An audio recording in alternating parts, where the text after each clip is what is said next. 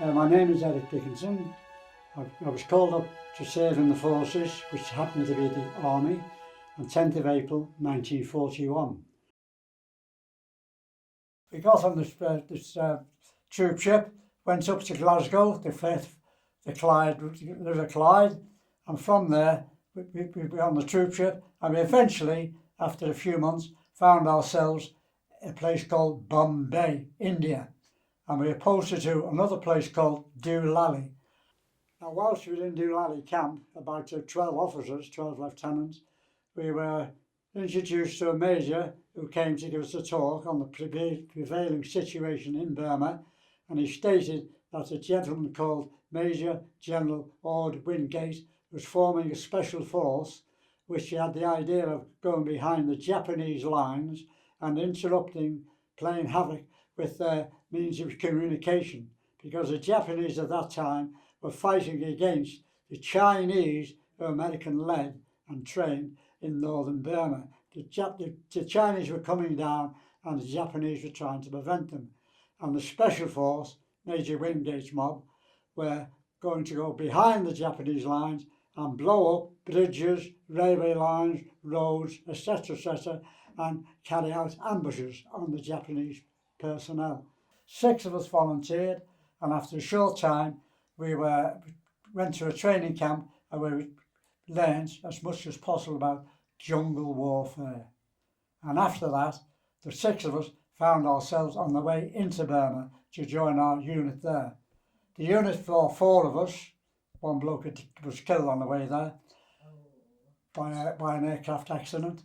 5 of us found ourselves in this battalion at a place called Mogaung. No doubt most of you people listening have never heard of Mogaung, or a place 20 miles away, which my friend and I spent a month there, called Mytitkyina, which had just been, the airfield had just been taken over by an American Ranger group from the Japanese in a surprise attack. They took hold of the airfield with its 3 runways, etc., and shortly after that the Dakotas were arriving, the fighter planes were arriving, American troops were arriving, but little or no British, they were miles away. And the airfield was in their command from then on. But the town of Mytittyina, about 2 miles away on the riverbank, held out until September of that year. So eventually my friend and I found ourselves outside a place called Mogaung, in charge of a platoon. A platoon those days in the British Army consisted of about 35 personnel. The platoon I took over, due to the sickness and casualties, there was only 16, including myself. I was given command of these lads, and shortly after that we did the usual thing: reconnaissance, patrols, ambushing, and making our way gradually, slowly but surely towards Mogaung. And eventually we did the attack on Mogaung, and eventually after a couple of days hard fighting, etc., took over Mogaung.